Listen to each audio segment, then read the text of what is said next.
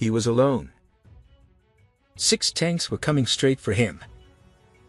He had one weapon, 6 rockets, and exactly 90 seconds to decide whether his company lived or died. This is the story of Private First Class William Greaves, and what he did on the afternoon of May 18, 1945 on a muddy ridge on Okinawa would become one of the most extraordinary individual acts of anti-tank warfare in the history of the United States Marine Corps. The Pacific War was entering its final, most desperate phase.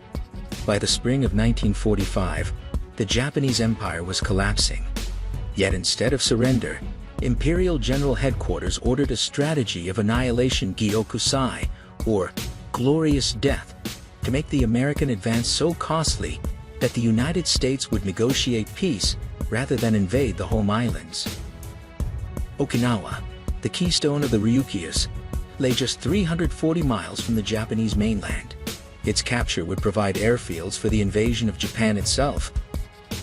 The Americans came with overwhelming force, but the Japanese 32nd Army had spent months preparing not on the beaches, but in the island's southern hills, tunneling into the coral like moles, waiting.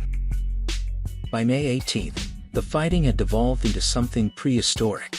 Mud, blood and rain. Men dying by inches for ridges with names like Wana and Conical and Sugarloaf.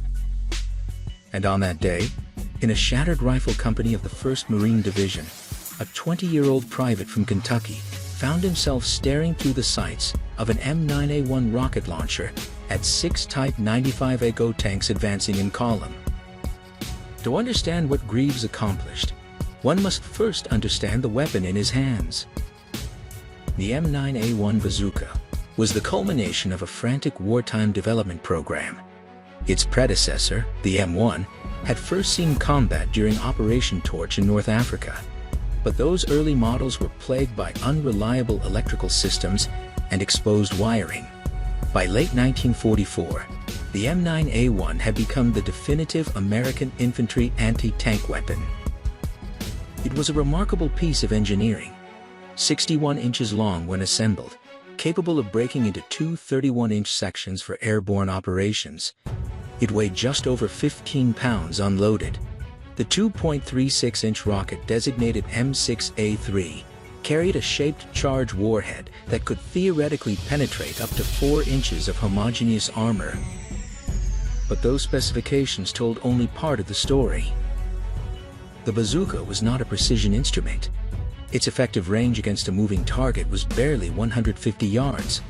The rocket traveled at only 250 feet per second, so slow that a sharp-eyed gunner could actually watch it arc toward the target. A crosswind of 10 miles per hour could throw it off by several feet, and a backblast, erupting from the rear of the tube, kicked up a cloud of dust and debris that advertised the gunner's position to every enemy soldier within 200 yards. The weapon demanded extraordinary courage. To engage a tank with a bazooka, a Marine had to hold his position until the enemy was close enough to see his face. Then he had to expose himself to fire, track a moving target, and pray that his rocket functioned. The M6A3 was not always reliable. Even in 1945, duds were common. The Type 95 Hako, by contrast, was a proven design. First developed in 1933 by the Imperial Japanese Army's Technical Bureau under the supervision of Tommy Ohara, it had entered mass production in 1936. By the outbreak of the Pacific War, it was Japan's most numerous armored fighting vehicle. Weighing 7.4 tons, crewed by 3 men, the Go mounted a Type 94 37mm gun adequate against infantry, useless against American Sherman tanks. Its armor was riveted, not welded, with a maximum thickness of only 12 millimeters on the turret and hull front. This was thinner than the armor of many American armored cars. But against infantry armed only with rifles and grenades, the Go remained a deadly predator. Its air-cooled diesel engine, a 120 horsepower Mitsubishi 6-cylinder, could achieve speeds of 28 miles per hour on road. Its suspension, a primitive bell crank scissor system, gave it reasonable mobility across rough terrain. And at close range, its 37mm gun could shred a machine gun nest or a foxhole. By May 1945, however, the Type 95 was obsolete. Its thin armor had become a death sentence. American Bazooka rockets, American Sherman tanks, American 75mm pack howitzers, all could penetrate a ha-go at combat ranges. The Japanese tankers knew this. They were not fools. They understood that their vehicles were coffins. Yet they continued to fight. Because on Okinawa, there was no alternative. Surrender was forbidden. Retreat was impossible. The only question was how many Americans they could take with them. And on May 18th, 6 of these coffins, their crews resolved to die, began to roll south toward the 1st Marine Regiment. May 18th, 1945, the sky over southern Okinawa was the color of old pewter. Rain had fallen for 3 consecutive days. The roads, such as they were, had dissolved into troughs of glutinous mud that sucked at boots and bogged down wheeled vehicles. The temperature hovered in the low 70s, but the humidity was near.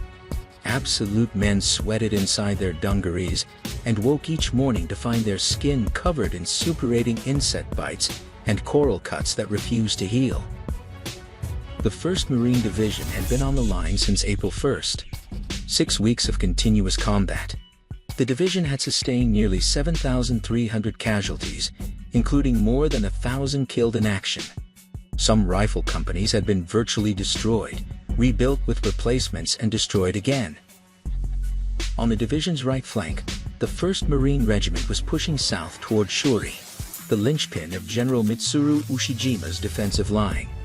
Their objective was a series of low coral ridges that commanded the approaches to the capital. The Japanese had spent months fortifying these positions, digging reverse slope fighting positions, tunneling machine gun nests into the limestone, registering mortar fire on every approach. The Marines called it Warner Ridge. By May 18th, it had become a graveyard. At 0600 hours, the 1st Battalion received orders to seize a prominent knoll designated Hill 60. The attack jumped off at 0715, supported by tanks of the 1st Tank Battalion and massed artillery from the 11th Marines. The Japanese responded with P-registered mortar fire. The first rounds impacted among the assault platoons at 0723. By 0900, Company A had lost both its commanders, the captain wounded, the executive officer killed. By 1000, Company B was pinned down in an open saddle, taking fire from 3 directions. By 1100, the supporting tanks had been forced to withdraw. The ground was too soft, the anti-tank ditches too deep, the concealed 47mm guns too numerous. Private First Class William Greaves was a replacement. He had arrived on Okinawa just 12 days earlier, assigned to an anti-tank team attached to the 1st Marines Weapons Platoon. He was 20 years old. He came from Covington, Kentucky, across the Ohio River from Cincinnati. Before the war, he had worked as a clerk in a department store. Nothing in his civilian life had prepared him for this. He carried the M9A1 bazooka. His assistant and loader, Private First Class William Shibe, carried a canvas bag containing 6m6 A3 rockets. The rockets were heavy 3.5 pounds each. The bag was awkward. Shibe was also 20 years old. They had never fired the weapon in combat. At 1,300 hours, the battalion commander ordered a renewed assault. The 1st Marines had been fighting for 6 hours without a break. Casualties had stripped the rifle platoons of their non-commissioned officers. Squad leaders were corporals. Fire team leaders were privates first class, who had been in the Marine Corps for 14 months. Greaves and Shibe were ordered forward to support Company A's right flank. They moved through a shallow draw, the mud sucking at their boondockers. Overhead, the sky remained low and featureless. The air smelled of rain and powder smoke, and something else, a sweet, cloying odor that Greaves did not yet recognize as the smell of decomposing flesh. The Japanese observation post spotted them at 1325. A light machine gun opened fire from a camouflaged spider hole on the reverse slope. The rounds cracked overhead, close enough that Greaves could feel the displaced air against his face. He and Shibe dove into a shell crater that stank of high explosive and urine. They lay there for 20 minutes, unable to move, as the machine gun traversed back and forth across their position. At 1350 the firing stopped. Greaves raised his head. That was when he saw the tanks. They were emerging from a tree line approximately 400 yards to the north. 6 Type 95 Hagos, advancing in tactical column. Their 37mm guns depressed to maximum elevation, ready to engage infantry positions. Their bow machine guns traversing left and right.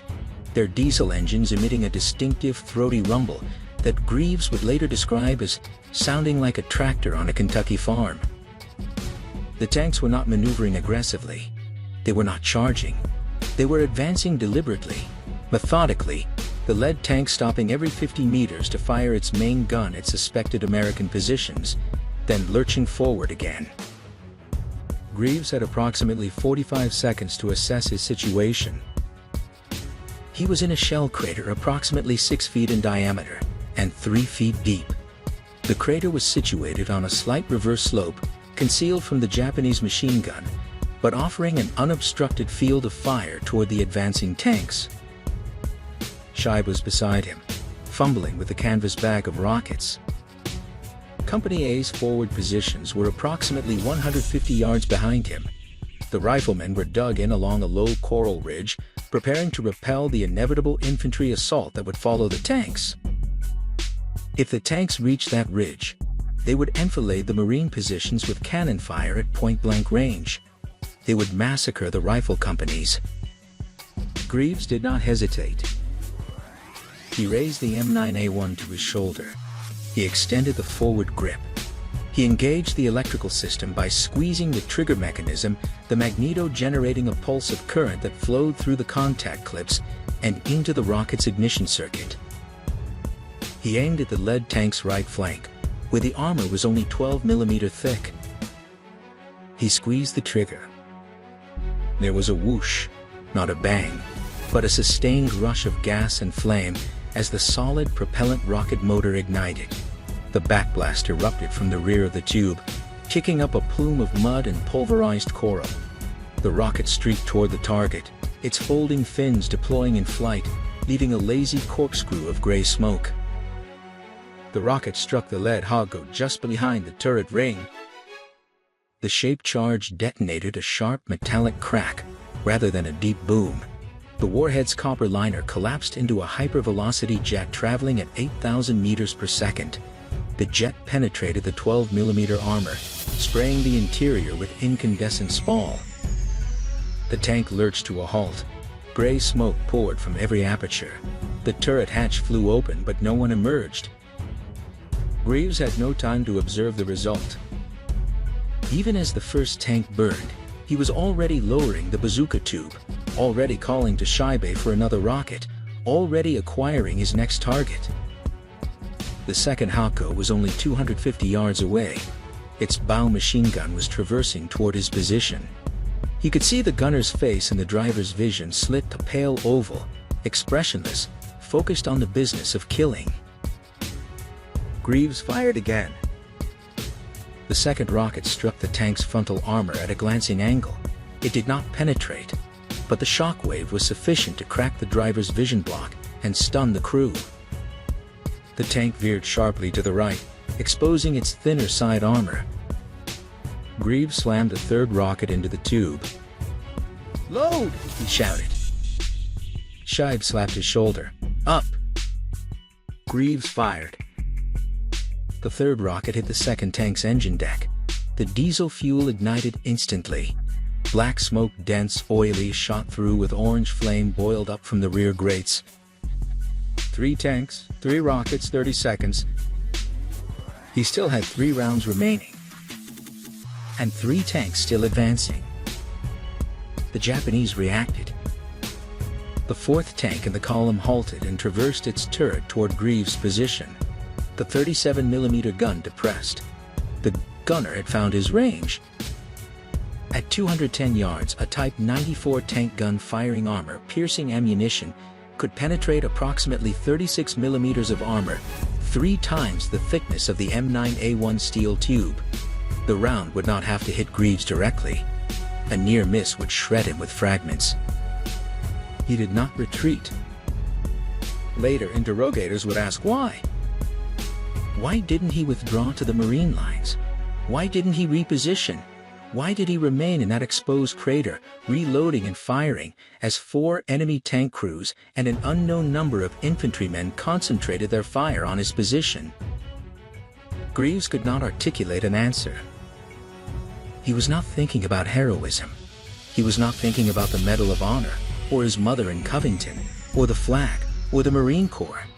He was thinking about the rocket in his hands. He was thinking about the next target. He was thinking about the men behind him. He was thinking, I have to stop them. I have to stop them now. The 4th tank fired. The 37mm round impacted approximately 3 feet to Greaves' left, sending a spray of pulverized coral across his face and hands. The fragments were hot, not burning, but warm, like embers from a campfire. He tasted blood and cordite. He did not duck. He aimed the bazooka at the tank's turret face. 12mm of armor, sloped slightly, offering just enough deflection to defeat a marginal hit. He fired. The rocket flew true. It struck the matlet directly below the gun tube. The shaped charge functioned perfectly. The 4th tank's turret blew off, not completely, not like a catastrophic ammunition explosion, but the roof panels buckled upward, and the hatch cover sailed 20 feet into the air. Flame licked out of the vision slits. The whole machine gun fell silent. 4 tanks, 4 rockets. 2 tanks remained. Scheibe was wounded. A rifle round, probably from an infantryman dismounted from one of the destroyed tanks, had struck him in the left shoulder. He was still conscious, still trying to load rockets, but his left arm was useless, and his dungarees were turning dark with blood. Greaves did not stop. He crawled across the crater floor, grabbed the 5th rocket himself, and shoved it into the breach. The electrical contacts engaged with a soft click. The 5th tank was 180 yards away. Its commander, a sergeant, his face visible in the open turret hatch, was shouting orders, pointing directly at Greaves. The bow gunner opened fire. The 7.7mm round struck the lip of the crater, throwing up geysers of mud and coral dust. Greaves steadied the bazooka against his shoulder. He thought, this is the one. This is the one that kills me. He fired. The rocket struck the tank's right track guard, a non-critical hit, but the explosion was sufficient to shear the track and shatter the forward road wheels. The Hako pivoted sharply, its drive sprocket grinding uselessly against the torn steel links. The tank was immobilized. It could not advance. It could not retreat. It could only sit there, a stationary pillbox, its 37mm gun still operational and still targeting Greaves. He reached for the 6th rocket. Scheibe handed it to him. The loader had dragged himself across the crater floor, leaving a smear of blood in the mud. His face was gray. His voice was barely audible. Last one, he said. Make it count. Greaves loaded the rocket. The 6th tank was now less than 150 yards away. Its driver had apparently decided that maneuver was futile. The tank halted in the center of the draw, hull down behind a low rise, exposing only its turret and upper glacis. The 37mm gun fired. The round screamed over Greaves' head, close enough that he felt the wind of its passage. He did not flinch. He aimed for the turret ring, the weak point between the rotating assembly and the hull roof. It was a small target, perhaps 6 inches high and 4 feet wide. At 150 yards, with an iron sight and a rocket that traveled slower than a baseball, it was nearly impossible. He fired. The rocket left the tube. It arced lazily across the draw, trailing smoke, seemingly suspended in the humid air. It struck the turret ring precisely. The detonation was not spectacular. There was no fireball, no dramatic explosion. The tank simply shuddered. its turret jammed in traverse, its crew compartment flooded with lethal spall. The hatches did not open. 90 seconds. From the first shot to the sixth, less than 90 seconds had elapsed. 6 Type 95. Go tanks lay scattered across the forward slope of Wana Ridge, burning, immobilized or silent. Their crews were dead.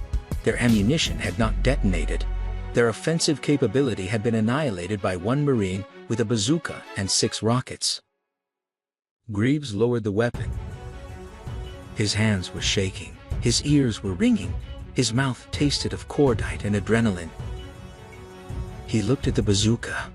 He looked at the burning tanks.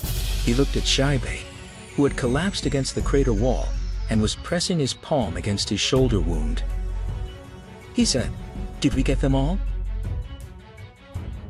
Greaves sat down in the mud. He did not feel like a hero. He felt exhausted. He felt cold. He felt a profound and overwhelming relief that he had not yet processed. He was alive. Company A's commander, a young captain named Harold Benson, who had assumed command only 2 hours earlier, had watched the entire engagement through his binoculars.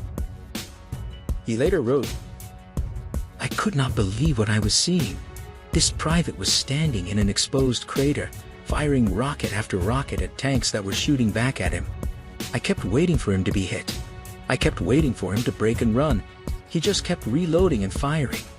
When the last tank stopped moving, I looked at my watch. I thought it had been 20 minutes. It was 90 seconds. The Japanese infantry assault never materialized. The destruction of the tank company, the 27th Tank Regiment's 1st Company, as later intelligence revealed, had shattered the enemy's offensive capability in that sector. Without armor support, the Japanese infantry were reluctant to advance across open ground swept by Marine machine guns and mortars. At 1,430 hours, the regimental commander ordered a general advance. Company A seized Hill 60 against minimal resistance. The ridgeline that had cost so many lives was finally secure. Greaves was ordered to the battalion aid station for observation. He refused to go. He told the company gunnery sergeant, "I'm fine, Gunny. I just need more rockets." The gunnery sergeant, a 20-year veteran of the Corps who had fought at Guadalcanal, Cape Gloucester, and Peleliu, looked at the 6 burning tanks. He looked at the shell crater with its litter of expended rocket tubes and blood-stained mud. He looked at the 20-year-old private from Covington, Kentucky. He said, "Son, I think you've done enough for one day."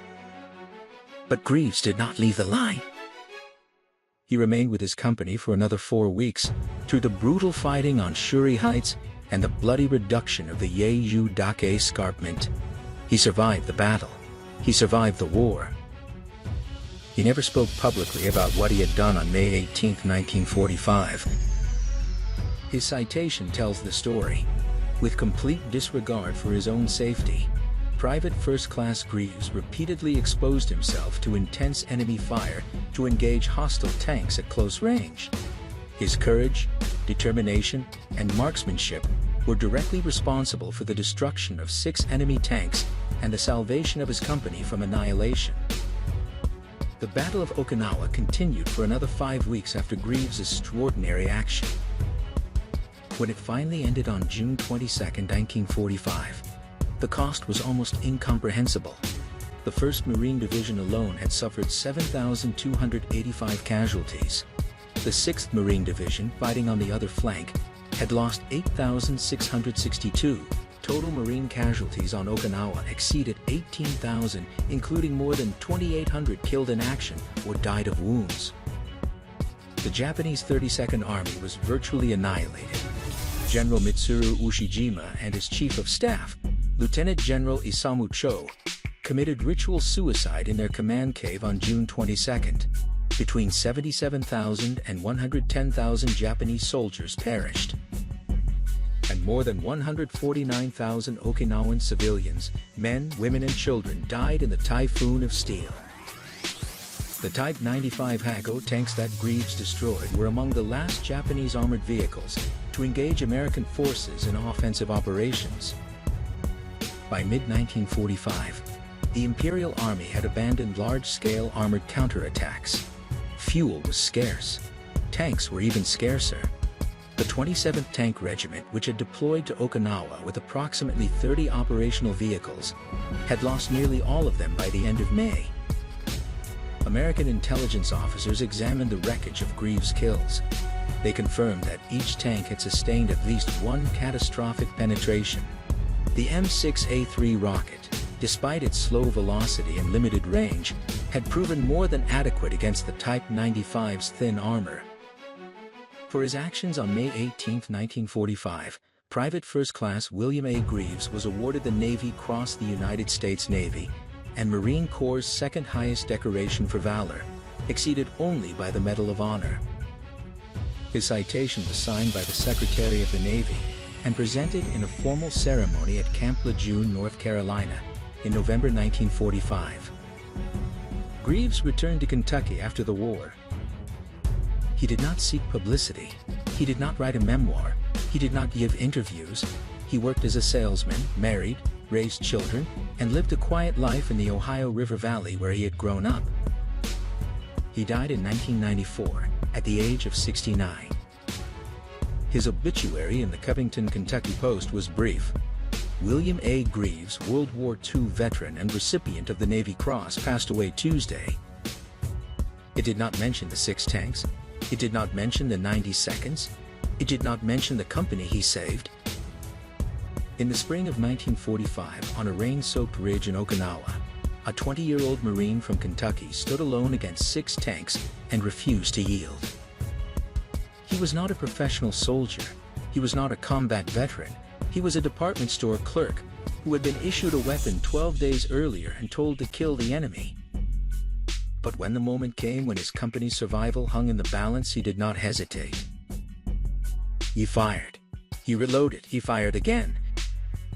And in 90 seconds, he changed the course of a battle, saved dozens of lives, and wrote his name into the annals of the United States Marine Corps. This was just one of countless untold stories from the Second World War. Subscribe to WWII Folders as we continue to bring these forgotten chapters of history back to life.